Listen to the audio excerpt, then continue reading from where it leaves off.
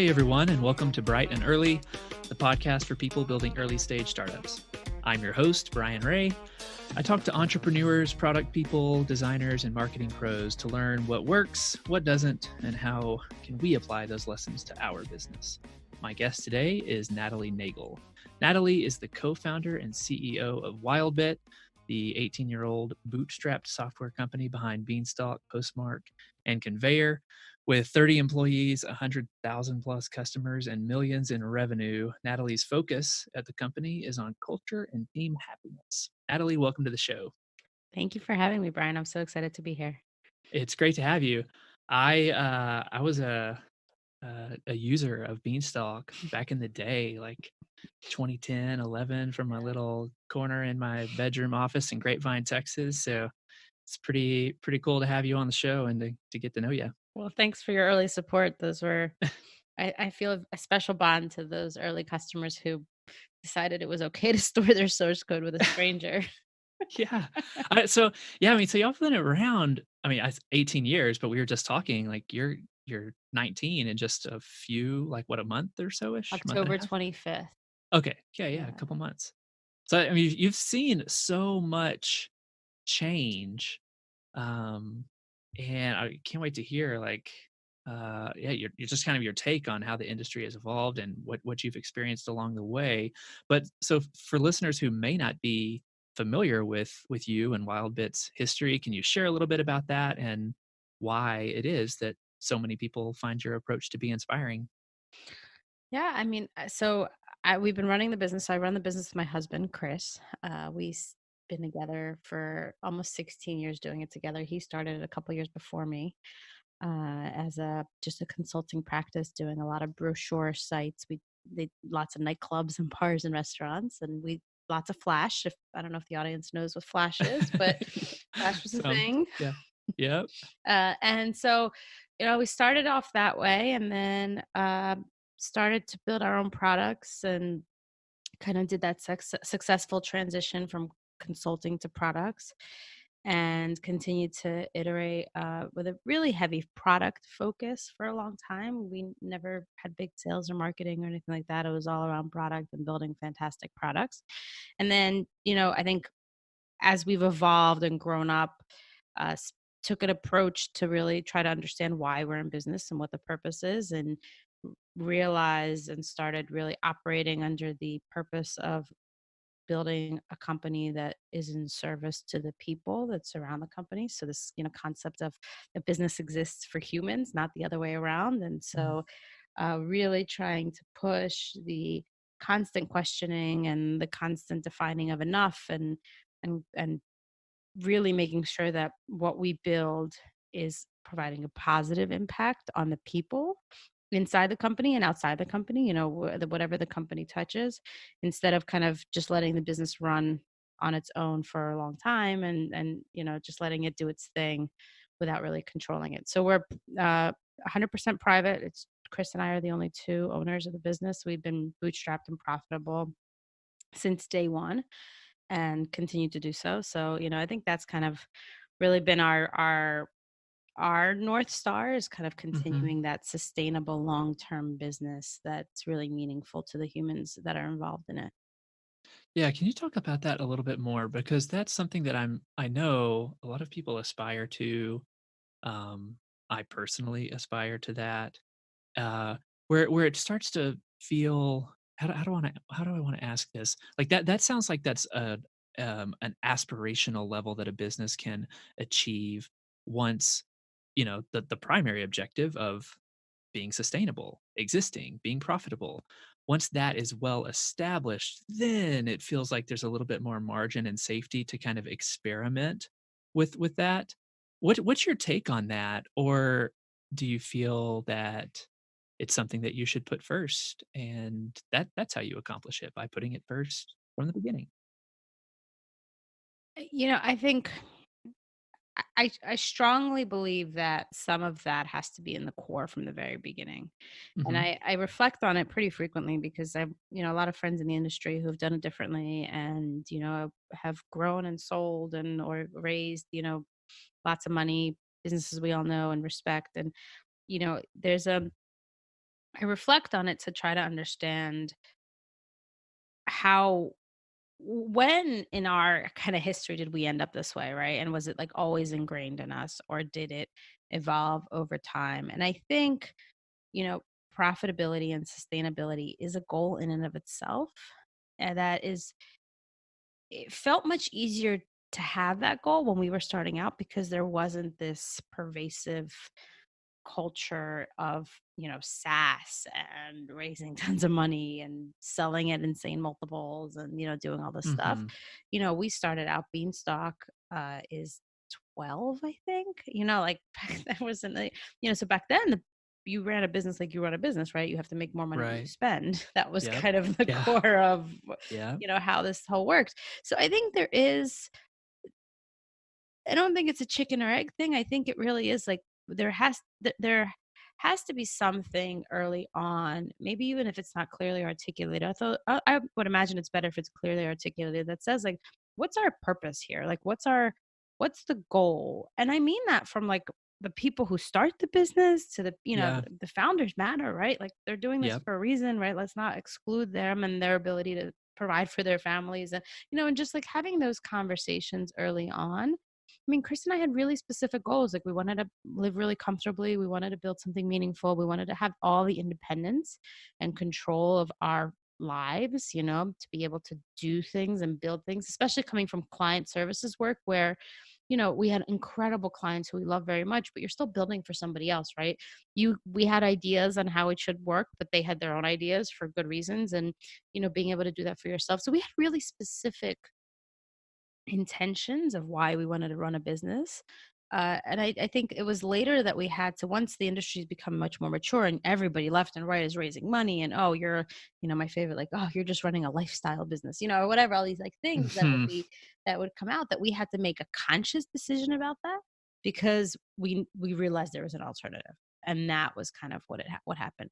But really, I'm shocked that more often those conversations don't come up because when I talk to people who go to raise money, there's a big part of it is either it's impossible to do it. Well, that's not fair. There's lots of reasons, and that's probably a deeper conversation. But a lot of times it's financially much better for the founders and the employees to run a profitable business than it is to run a venture backed business. And I think people don't realize how that math works.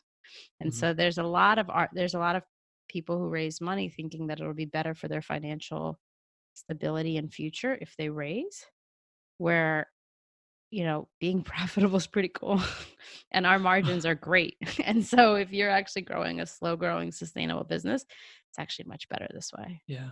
Was there ever a point in the early history of Wildbit that you seriously considered raising money out of necessity? No. Oh, well, we've discussed it plenty.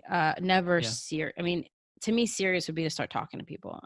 We've never gotten to a point where we've Okay. talked to Yeah. venture. I mean, we get a tremendous amount of inbound, I'm sure. Right. and the I don't say that from a bragging perspective. I just No, no, no, no. Of course. I mean, because you have a they're very actually annoying as shit. But but a lot of the guys are respectful, but some of them aren't. But yeah, I think we've done this exercise, Chris and I, over the years that we would go into our separate corners and we would write down how we would spend $1 million in cash. And it without fail, every time we'd come back and it would be like we maybe found use for a couple more people, like 300,000 here, 400,000 here, something like that. yeah. And the result was like I can get a loan. Yeah. If I really, Yeah. even if I needed that, right? But most of the time you don't. And I think part of the difference, again, for us is I don't have a formula like a lot of maybe venture backed companies have needed to create of, put $1 in and pull $2 out, a sales marketing funnel where it's super clearly defined. And if I just hire these many more people, I'll be able to make this much more money. Our growth has been really gradual, and I can't Mhm. really say like if I can build this feature 6 months faster, the business is going to grow 20% faster. I don't know how to make that correlation. I truly believe that most of the time that's a bullshit measurement anyway. Like you don't actually know that. And so we've we've just never been able to clearly articulate how that giving up that control, giving up that the ownership of the business would correlate to somehow a better outcome for us in the end. Right. And it also seems like maintaining that complete and total control just gives you so much freedom and flexibility. And Wildbit is a very imaginative company. Like y'all were experimenting with remote work before it was cool, Beanstalk, long before code repos in the cloud was just like a given. Y'all do a 32-hour work week. So, can you talk a little bit about those those experiments, how they came about? Hey, let's work remotely. Um, let's try a 32-hour work week. How do those conversations happen? And yeah, how what's your approach to those sorts of experiments? I think one of the things that we've been very lucky about is because we're in Philly. We've been doing this. Chris and I are for most of these 19 years have been pretty isolated from the rest of the industry. Have lived with this kind of this feeling like this audacity to just do whatever we feel like, and it doesn't have to follow any rules. And so, if you think about the remote work, we Chris's first employee was a guy in Romania that he Okay. met in a user group and was wiring money through Western Union. Again, user group. I don't even know if the audience knows that. So like Yeah. it's before Skype. And so there was like a why not? Right? Like what do I have to lose? Like who says this can't be a thing? And I feel like that's kind of continued through our history. The 32-hour work week being the most recent. There's a story I've told it a million times, and like there's an amazing book, Cal Newport's book, Deep Work, Yeah. and he talks a lot Yes. about like the brain's capacity for meaningful work. And we had already started kind of on this journey of I didn't want anybody working more than 40 hours a week.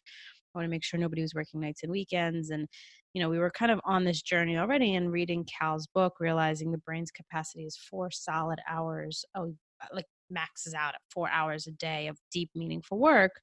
You kind of say like, well, what are we doing for 40 hours, right? And then, Yeah. and if you Yes. look back, 40 is an invented number, right? There's no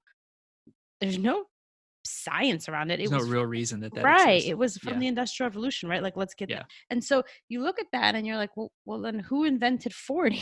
Like, I mean, I know who, but I'm saying like, why, right? What Mhm. is the basis of 40? And again, it's one of those things like, why can't we work 32?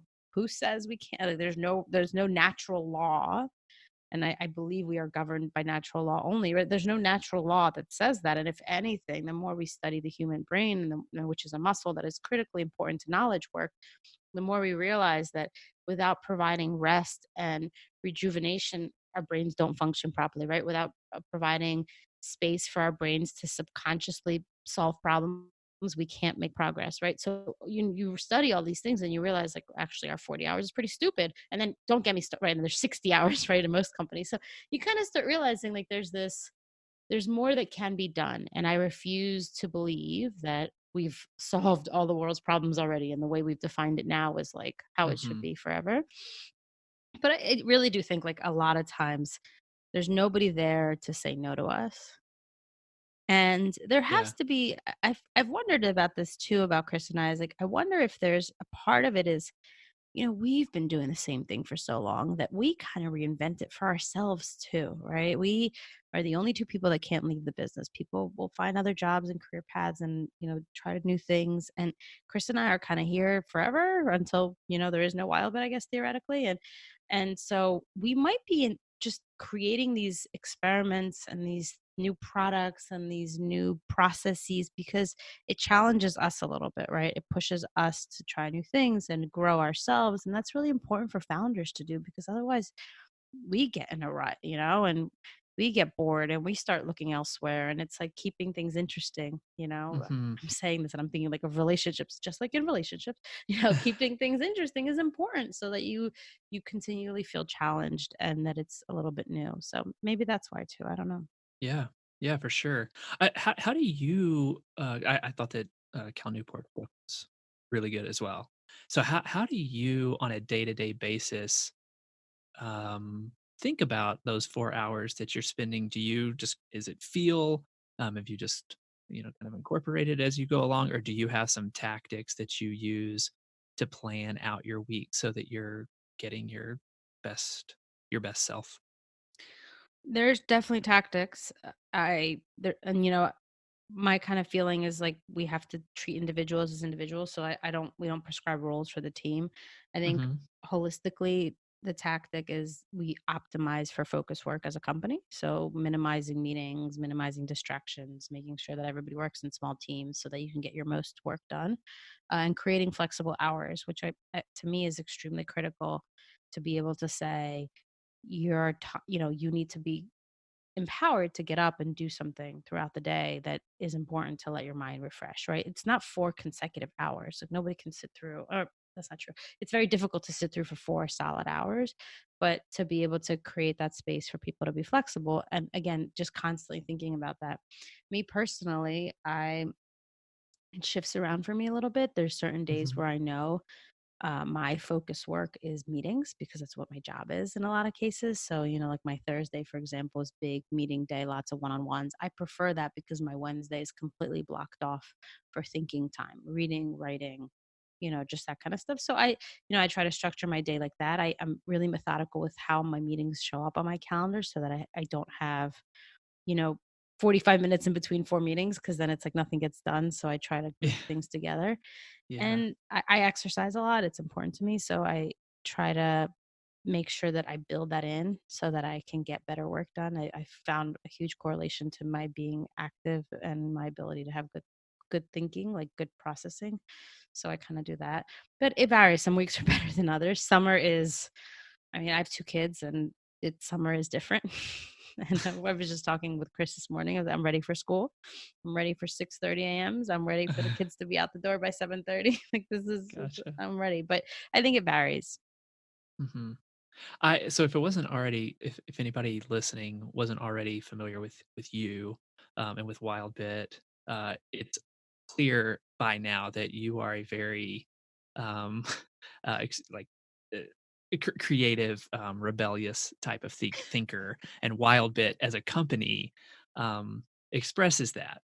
One thing that I think is interesting is that Wildbit is a tremendously profitable business that allows for that creative expression, not an artist collective that is then struggling to find its way to sustainability. So, what are your thoughts on the balance between creative idealism and pragmatism and profits? I mean, I think both are so critical, right? I think we need this space to create uh, not without intention, but without a specific purpose, because that Mhm, create that space and that time that we spend in that creative world enables us to then do really good practical work that does make money.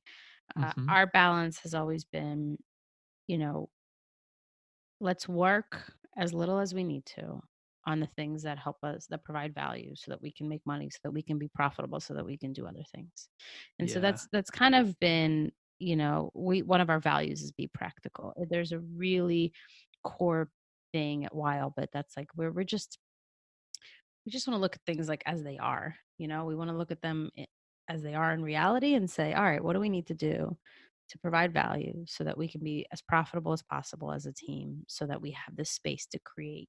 So part of this kind of 4-day work week, this 32-hour work week is to create this extra day that people wouldn't have in other organizations, to just be free to create mhm, whatever that means to them. It doesn't mean everybody has to be an artist or a writer or whatever, but like to just be able to have that space to create.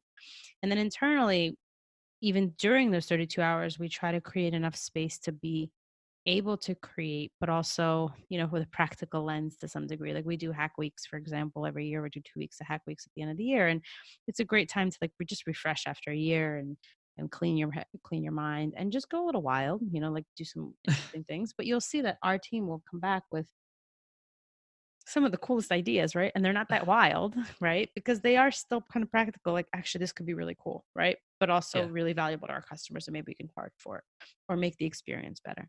And so I think, I don't necessarily believe that a company is supposed to. I don't necessarily believe that a company has to provide that creative outlet internally as much as I believe that a company is supposed to provide uh, a marriage almost, or a comment like with your personal life and your creative life, so there's space for all of it. So to me, there's a lot. I mean, and we're kind of into this Wildbit 3.0 thing that I've been sharing, which is the next version of Wildbit that, over a long term may look a little bit different. Well, will look a little bit different where maybe we're not just writing software, we are creating much more than that. And, I always joke that, well, maybe we'll make soap, but, like that's a whole different piece. But if you take that away for a second, I think what in order to enable creativity in individuals, they have to have the mental space and capacity to be creative, which means that work cannot be a burden, right? I mean, I Yeah. think one of those Yeah. things that's really lost on leaders is that the burden stays with people right after they go home. So it's like, yeah, I can do a 32-hour work week, but if the work is heavy, and I mean that, if there's politicking at work, if there's passive aggressiveness and people don't know how they're communicating, if the workload's really heavy, if there's stress, whatever those things are, like that creates fog and distraction, and you can't be creative even if you are working 32 hours a week outside of work. So there's this kind of, I always look at it more from the perspective, like what is the impact work is bringing to the whole Hmm. person in all the hours, not just the 32. And that's where you're able to kind of take that balance for creativity. But, a business exists to make money. That's why it's there. And our business exists to be as profitable as possible so that we can do things like 32-hour work weeks, so that we can pay benefits, so that we can have retreats, so that we can do healthy habit, stipend. Like we can do all this stuff, right? Yeah. Without that, we can't do that. So I think there's a pragmatic approach that the whole team has, that like we're here to make money and hopefully make a Yeah. lot more money than we spend so that we Yeah. can then spend it on good things. It's I think it's what's really interesting too about that approach. Let's be extremely practical, and very pragmatic. Let's have what's the least amount of work that we can do to make an impact? And it's interesting that you you're intentionally trying to unlock that. Like, what a great thing for a business to do, rather than what ends up becoming like the status quo at most. Well, I don't have to say most, just at some businesses. The status quo is, okay, how can I stretch out this time so that I'm at my desk for 40 hours in a week so that it looks like I am performing, you know, as opposed to, hey, team, how much impact can we have? And everybody do as little as it takes to get there. Like that just seems like that unlocks creative potential in people to begin with. It's like better for the business anyway. Totally. I mean, the work is better, right? We're looking at things, we start with why.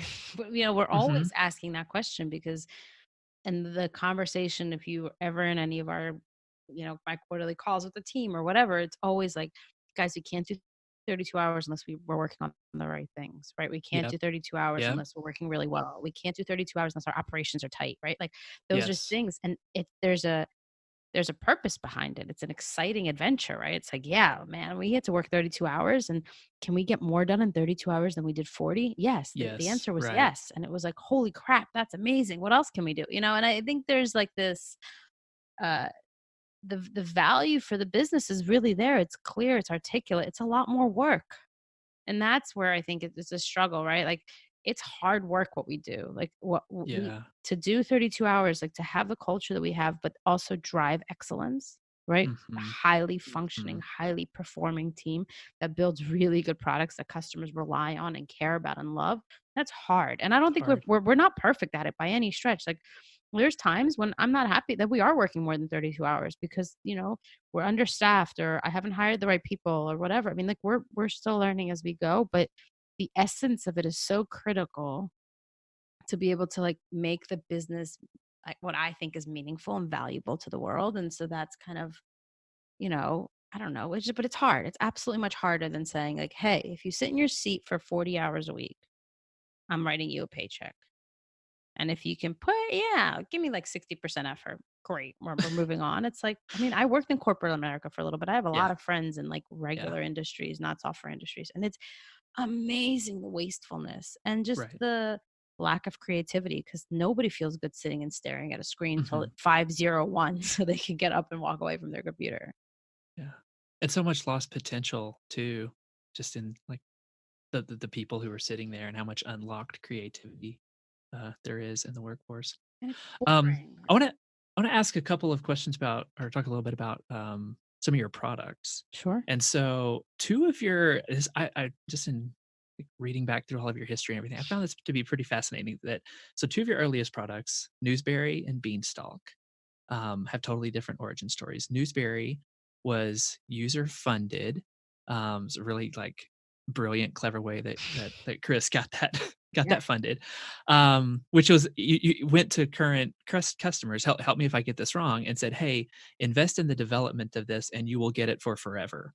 Yeah, And we that basically is went how to some of our consulting customers who needed the product. Yeah, it was an email marketing product. okay, Yep. awesome. Okay, and so that's how it got built. Yep. Beanstalk, you took that to people and they were like, "No way in hell you want us to like store our code on servers? Are you crazy?" That's basically Yeah. it? Yeah, Okay. exactly. Yeah. But and yet Beanstalk has had longer legs for the company. Mhm. Um, so what do you make of that? That Newsberry was, validated in the way that you're supposed to. Beanstalk was a completely rebellious uh, idea. So what do you make of the fact that Beanstalk has been the one that's been around for much longer? I To me, our success and failure is directly a result of the people building the products, right? And down to like the personalities. And uh Newsberry was an email marketing service that was necessary for our customers that were doing consulting work, which were restaurants and bars and Okay. nightclubs and things like that. And we as a business did not understand marketing, did not respect marketing, Mm, never sent a newsletter, or maybe sent one a quarter. And so that product was so foreign to us and we had such skewed perspective of it that the reason we ended up shutting it down, it was making money and we shut it down, we didn't even sell it, was because it felt like a distraction and we just could not connect with the user. interesting. Beanstalk was a product we built for ourselves and we used it every single day and we were obsessed with it and we had so much fun building it. We had so much fun thinking up features. It was on everybody's screen all day long because it was how you built software. And so it was just much easier to connect with it as a team and iterate on it and get better at it. And we were young, right? Today, I could probably see building a product for a new audience and studying them and understanding them. And I think I applaud people so much who can build businesses for, teachers and they're not teachers, or for wedding planners and they're not wedding planners. I find that so fascinating. Never been able to do that ourselves. We've always built products that we use ourselves.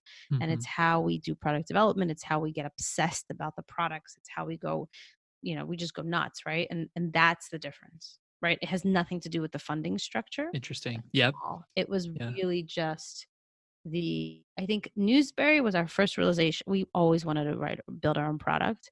And we thought we could do it better. I mean, email marketing wasn't a thing back then, right? I mean, it's a little weird. And we could have been so big. No, we didn't see it. And so, but it was fun to play with a product on our own Yeah. and build it. And that's where you definitely we got the bug, right? It was like, oh, Right. this is what we want to Right. do, Yeah. and then the rest is history. Yeah. What so why didn't you sell it?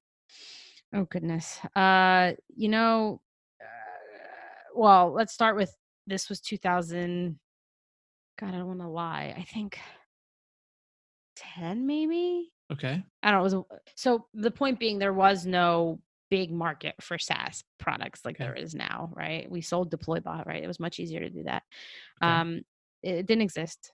So we had spoken very quietly with a few folks, and ultimately, this is going to sound so silly, but the distraction of selling it was going to cost us more in time than what it was going to be worth. No, that's totally fair. That's, And it was making money. kind of what Like I I was forget how much, but it was making money because when we sold it and I wrote about it and I was really sad about it. And we sold it and I wrote about it. hmm. People were like, "What is wrong with you?" And I was like, "I don't know, man." Like we were making so much money with Beanstalk. It was like the number just Yeah. wasn't going to be enough. And then Yeah. the other big problem is it's email marketing. So the technology that we had in the wrong hands could have really done bad for the world. And I think Chris and I have always, to our detriment, just always been on the side of like, I always want to make the internet a better place. Like it's Mhm. always been, for me, it's like, the leave the campground better than you found it. Yes. We've Yeah. always obsessed with how that's why we're not great at marketing, because the direction that marketing went for a while over the last, like, 5 years is just, to me, is, like, polluting the internet, and so we've always wanted to do that, and email marketing, especially back then, I mean, not that it's not now, but it was, before Gmail had really good spam filters, and Yeah, no, it's so so spammy. yeah, and Yeah. it's just like, I was like, What if we sell it to some jerk Mhm. unbeknownst to us, and they use it for bad, right? And we just couldn't do it. We were like, "It's easier to just Got close it. it down." Well, maybe the next thing that Wildbit could design to improve the internet is, a version of Twitter that's good for your mental health, maybe. Oh, why? Did you see my tweet yesterday where it I said I need I actually did Oh, from your yeah. Oh, sabbatical. it's terrible. It's Yeah. terrible, Brian. I mean, I Yeah. think, you know, we experiment. We use Slack at work, and, Okay. for a company that's, like, madly obsessed with focus work, Slack's a Yeah. problem, right? Yeah. So we actually Yeah. did an experiment where we turned off Slack for, I think it was a week last year. This year we turned it off for a month. We almost always do some kind of experiment to see what falls through the cracks. But the point was, one of the things that we realized was how much Slack is a procrastination enabler. And it's this thing where, like, we get so obsessed with our devices, and everybody knows this, but it's the same at work. As any second your brain is bored or needs to rest, it flips to something else to distract it. Yes. And it is so bad for you. I mean, it's like Yeah. everybody knows it is, but I was on sabbatical and I didn't touch Twitter at all. And when I came back, I would forget, legitimately forget, and, like, come back every 2, 3 days. And now it's back to every second I'm away. I'm Yeah, with just my once you get kids. bored. Yeah. Yeah. I hate it. I'm Yeah. gonna delete it. I'm gonna do it. It's just gonna Yeah. happen. Yeah. Yeah, yeah, yeah. Good luck to you on that one. Genuinely. What do you mean that Slack is a procrastination enabler? So when you have something that is, uh, it lives, we're remote teams. So in Slack, a lot of socializing would happen.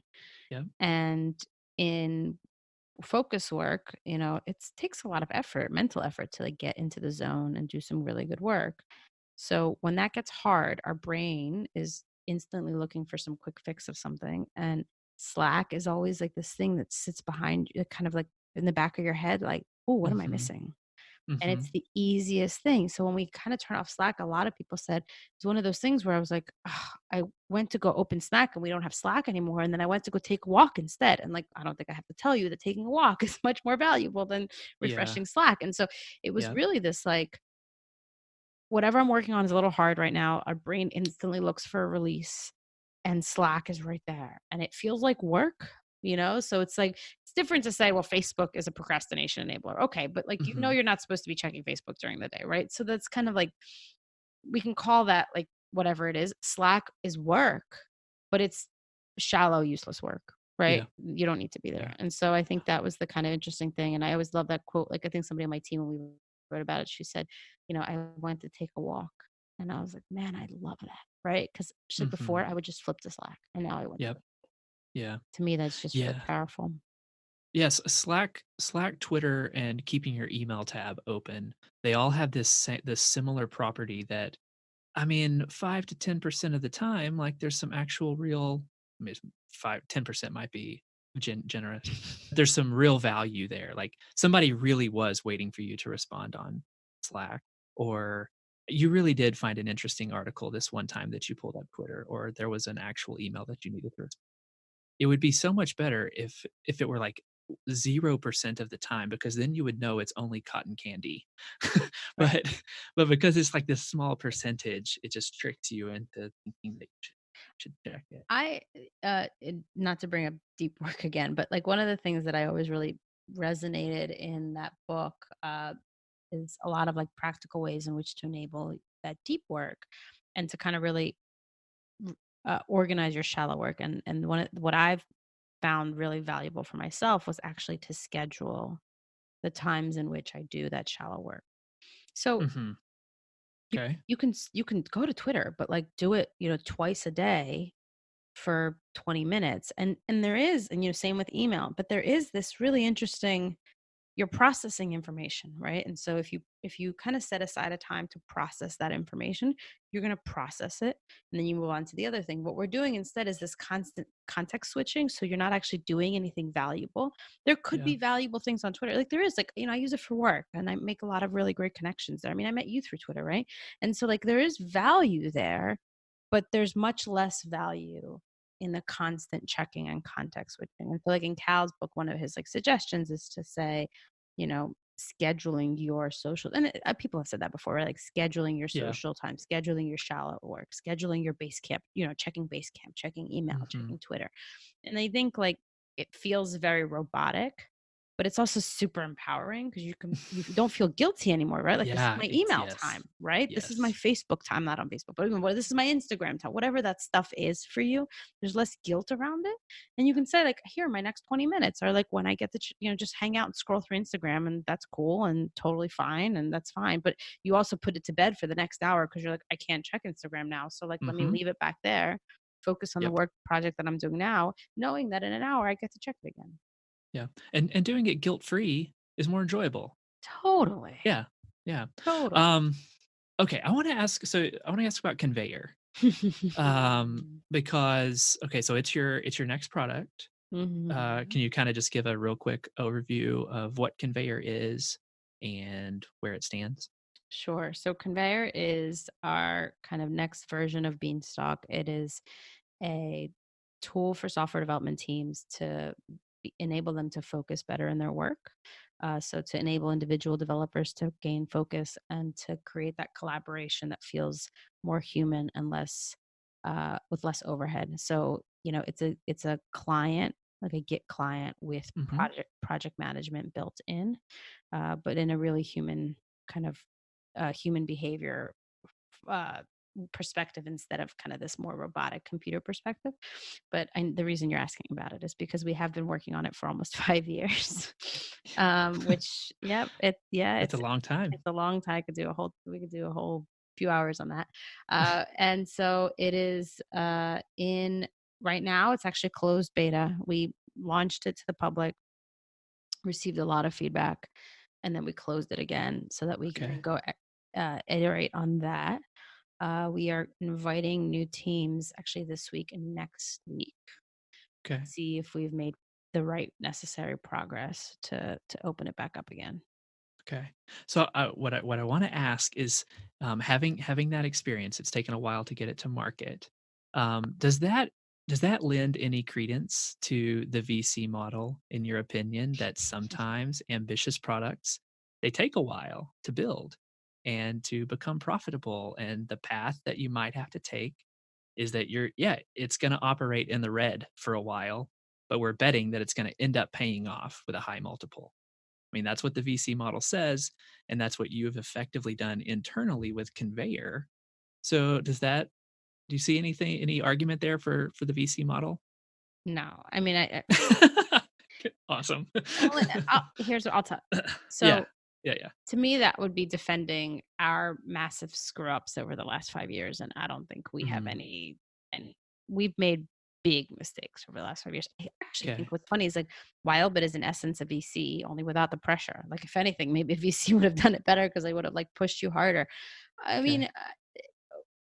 Conveyor is taking a while because we have Postmark and we have Beanstalk and we have Okay. Wildbit and we have tons of padding and we have, it's just been, if we had nothing but Conveyor, it would have been go to market much sooner. It would have been Mhm. make radical decisions much sooner. I think I truly believe that it's taking this long because we've made choices along the way that have enabled it to take this long.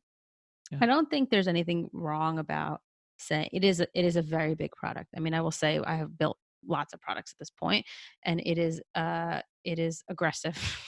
We've showed it to some friends and they were like, "Are you guys crazy? Like, why are you doing all of this?" And we're like, "I don't know. It just feels right. Like, and maybe we're wrong and we'll figure that out." Yeah. But it feels right. It is ambitious. It's big. It's trying to solve a really big problem in a human way, which is where we get really excited. It's what we're good at, but it's big. And so I see an argument for creating that space for sure. I'm a big fan of what's going on in the kind of early stage uh, funding for sustainable businesses. And I don't say that just because I'm an investor in earnest, but also just because no, but I'm an investor because I believe in that, not the other way around. I think there's something that we've talked about internally, which is just creating runway and space where Chris and I were extremely lucky that we had a consulting practice and we were super young, right? No kids, no mortgage, no anything. It's much different if you want to start and build something when you're older and have responsibilities, and there's not a lot of runway. And so I'm into that a lot. Those models are kind of what bank loans should be doing for small businesses, but don't Yeah. exist because Yes. Right. they don't know how to fund that, right? My dad built a huge manufacturing business and was able to get loans, right? Like Yeah. lots of them for inventory, right? But he had accounts receivables he could leverage.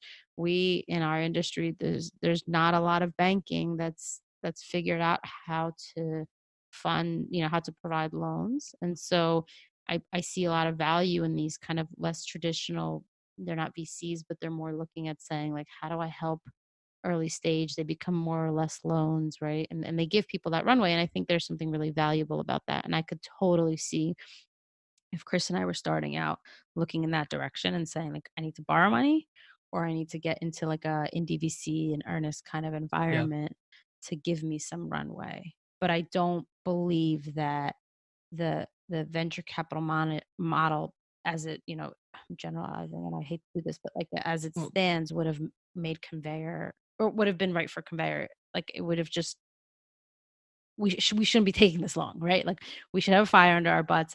We should be as scrappy as we possibly can. We should release it quickly. Like there's a lot of things that we should be doing if mhm. we weren't so comfortable in our current existence. Yeah. That's that's interesting. So, am I kind of hearing under there that um, that the padding that you have and the lack of what's the right word? Like, the constraints on time of like, hey, we have no choice but to get this out in 4 months, and it needs to start making some money. So, what are we going to cut?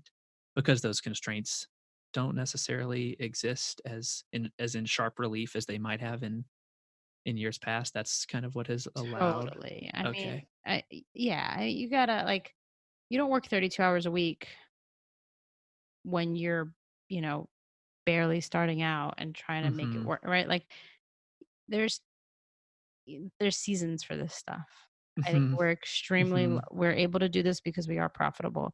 We're not paying people less, we pay people more, right? Yeah. We have profit sharing so that people can, the team can be rewarded for the hard work that they do and share in the upsides, right? So I think when we built Beanstalk, we were scrappy. We needed it to launch. The faster we made money on that, the faster we could stop consulting work, right? It was just a whole different beast. Yeah. uh Conveyor was just, it's not like that. It's a big, I mean, to be fair, it's a really big product. It's Like ambitious. it's Yeah. super ambitious and it's Yeah. a stack we weren't used to, right? It's not a web product. Building a desktop client is hard. And we've talked to Yeah. a lot of people who've built desktop clients and they all take It's two, hard. 3 years, you know? Yeah. So we're not that far behind because we just also happen to add not just a desktop client, but also an entire like web app that run, it's great. But could we have cut that by like 2 years? Sure. I think we Yeah. absolutely, if Yeah. Chris and my focus was strictly on Conveyor, right? If we weren't Mhm. also working on Postmark, because Postmark's growing rapidly, and so we need to make sure that continues its trajectory because most of the team is there. So a lot of our attention is on Postmark, not on Conveyor. They're running on their own. They could use some leadership and some guidance. We weren't providing that.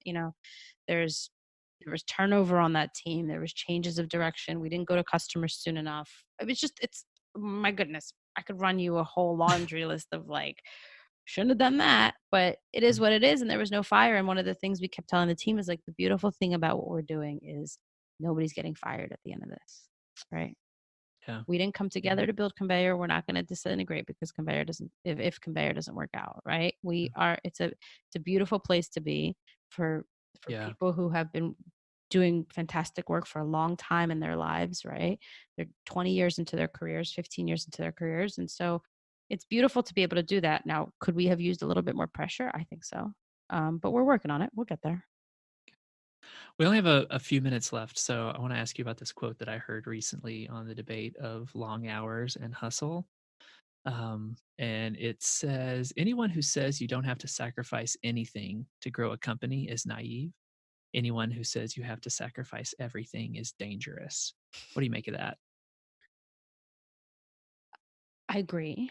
I Mm, think I've spoken pretty publicly about this around the dogma that you can build a super successful business working less than 40 hours a week, and that anybody who works really hard is a jerk for working so hard. Chris and I worked a lot in the beginning, and Chris missed my best friend's wedding because we were having issues, and so mm, I don't love that, but that was a part of our lives. I just feel very strongly that you don't put that on the employees in the team. And so that's kind of where I draw the line. But I've talked to a lot of business owners who have nothing to do with software. And I try really hard to surround myself with a lot of business owners who don't have anything to do with software. And it's hard work, but it's also work. Part of why it's hard work, and part of why you work so much on it is you love it and it's different. And the upside is very strongly in favor of the entrepreneur, right? So I think like there's seasonality to that. And early on, it's a lot of work. And later on, it's less work. And you're able to kind of clean, and that's to me, that's honest. And I really struggle with the kind of when you see really successful entrepreneurs who've made it tell new entrepreneurs that they're doing it wrong when they yeah, work a lot, yeah, because I happen to know that a lot of them worked really hard early. Just unfortunate that I've been around for a long time, right? So, I happen to know that we've all worked really hard, and it's okay to work really hard. You just have to find balance. I mean, I think the bragging of working really hard is bad, right? You for should sure. really be optimizing to not miss your best friend's wedding, right? Like we had an urge, and that's probably the most extreme of it, right? But it's it's a thing that matters. It's something you're growing and making great. And for us too, early on, it was really important that we sustained it for the team that was investing their time in us. Like it was our responsibility to make sure that it existed. And it's just a constant optimization to working less and to making that less hard. But it's Mhm. hard. I think it is. You shouldn't give up everything, but it's hard. How can listeners find and follow you online, Natalie? Just Natalie Nagel on Twitter. After we talked about how much I hate Twitter. No, I am there. No, that's Nobody message her. yeah. No. Please message me. It just might take me a Joking. day or two. That's all. I'm Yeah, just gonna good, I'm just gonna good. do it less. Yeah. Wildbit.com is the company page. It's where we talk about a lot of this stuff. And Twitter is a great way to connect. My guest today has been Natalie Nagel. Natalie, thank you so much for everything you shared. Thanks, Brian. This was fun.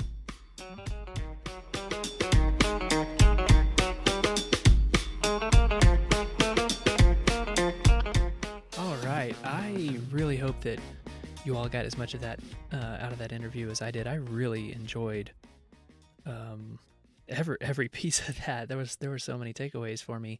Overall, I'm just inspired by um, Natalie's like rebellious approach, but practical, pragmatic way of going about running the business so that they can do creative and experimental things. There's just a really interesting balance of rebellion, experimentation, and yet serious practicality. I like that a whole lot.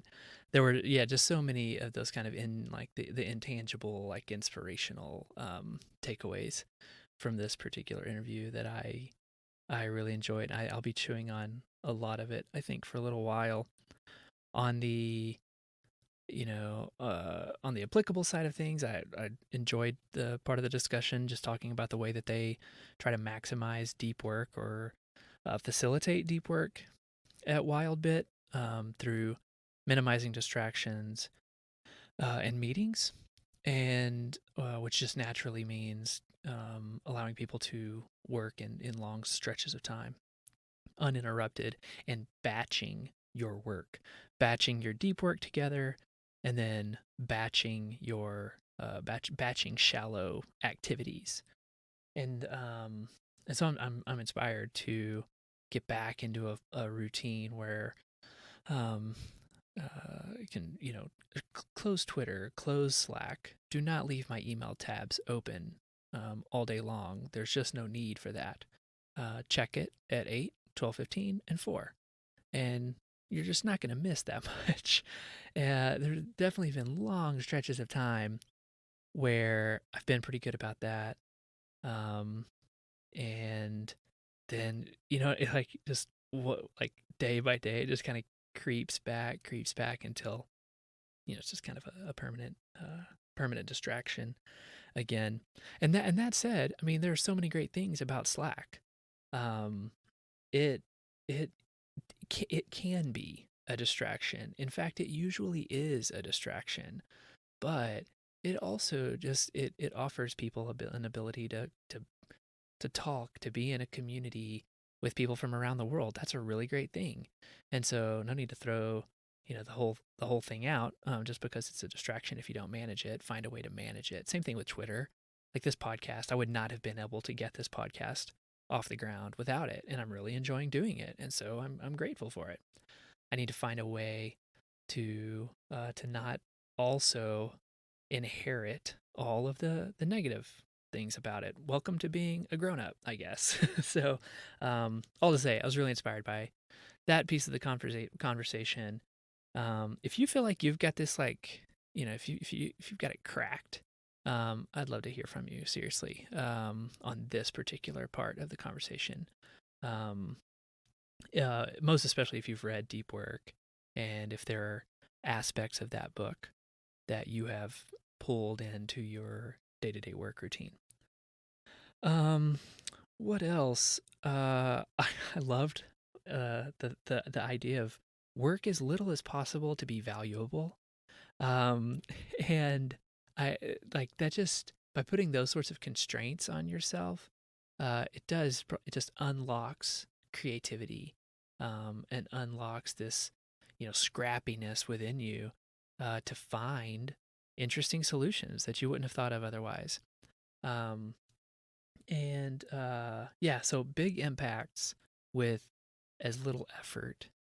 Yeah, big impacts with as little effort as necessary. I nearly said big impacts with small efforts, but that is not quite true. Um, the efforts won't be small. It's not that it's easy. She even said, like, this is hard. This is a really hard thing to do, to work 32 hours a week the way that they do, to put all of this margin in for experimentation, and just putting, like, allowing the humans needs to come first before the businesses. That's really, really hard to do. That means that you have to be extremely um, efficient and continuously improving your processes. Otherwise, what happens? You slip into, 40-hour or 50-hour less efficient weeks, getting less done, and getting tireder over time. So I that feels like kind of a call, to action. Um, Commit to being a 32-hour a week company, um, and that means that you have to focus on the big impacts that require as little effort as necessary. How can you do that? That's really interesting, I think, to think back on. But it also, I appreciated Natalie's transparency about, like, yeah, this is really, really hard to do. We're not perfect. It's really messy in here. And I appreciate that. It kind of harkens back to what Laura Roeder was saying a few episodes ago about comparison despair, and that it's helpful for Natalie to say that, so that the rest of us aren't like, yeah, like, why don't I have a 32-hour a week, company spinning off, millions of dollars? uh, well, because it takes a long time. They've been at it for 18 years, and it's really, really hard, and they've, made some mistakes along the way. Um, so I I also I continue to find it so fascinating that Newsberry, their two product, or I mean, they've had many products, but two specifically we were talking about, Newsberry and Beanstalk, where Newsberry was totally, validated in this really creative way, going out to current clients. Hey, you want this thing? You can use it forever if you invest in the development. And they ended up needing to shut that one down, or they just closed it down. Um, and because they didn't have product founder fit. We've talked about that here before. Um, that yeah, sounds like, I mean, it was making money. She said it was making real money. Probably many of us would love to have just, have inherited that business. Um, but it wasn't who they were, and they weren't using it on a daily basis. They didn't understand the market. And so, even though it was making money, like, to put effort into even selling it, that work cost more than what it was worth. And because Beanstalk, where they are their own company, they've got, uh, product market and product founder fit and market founder fit. It's just, continuing to churn along over there. So I mean, it even sounds kind of crazy to say, like, selling the company, like, just that the effort alone wasn't worth it to us. That sounds crazy, but like when you think about the scale, like, for me personally, like, maybe I've got like an old chair that I could sell it for $12, and like needing to go and make the put the posting up on Craigslist or whatever. Um, like, that's not quite worth it to me. I'll donate it or do something else with it. Like, effectively, that's what, yeah, Wildbit was able to do with a relatively, or relative to many, startups, a successful product. Relative to Wildbit, relative to Beanstalk, and the vision that, and of course Postmark, the vision that they had for their company, just not worth it. I laughed out loud and loved Natalie's answer to my question about Conveyor, and as to whether or not the experience that they've had, trying to get it to market validates the traditional VC model. Um, and of course, it's definitely not. I do think it's interesting though, because it all comes down to constraints, and not the funding model at all. That Conveyor, I think she's, kind of, even talked about this, is taken such a long time because they gave themselves so much leeway and so much of a leash. And so, that's just really, it's fascinating to even think about there, like, where she was saying, I mean, maybe VC would have even been better, because at least in that scenario they would have had a runway or more accountability. I don't want to put words in her mouth. I don't think she actually said accountability, but I think that the sense there, like, hey, we got to get this thing out, in 14 months or 9 months or 6 months. So what are we going to cut? What are we going to start doing? That would force you to start making those kinds of decisions, to get back to that kind of, scrappiness, and creative solutions that come when you are under tight constraints. And so as a founder, I guess that makes you think, like, um, that can be, one of the downsides of going the VC route, is that, maybe you do get a little bit too much margin to kind of play with. Um, that's a whole separate. It can be a whole separate topic, but at any rate, the takeaway for me on that was, I'm.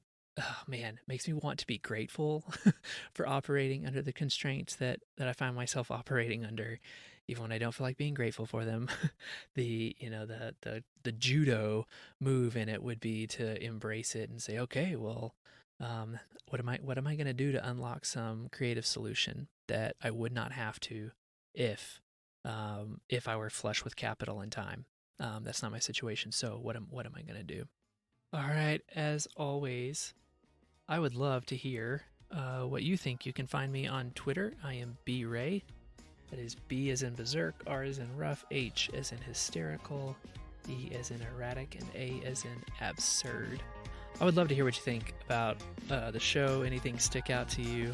Hit me up and let me know.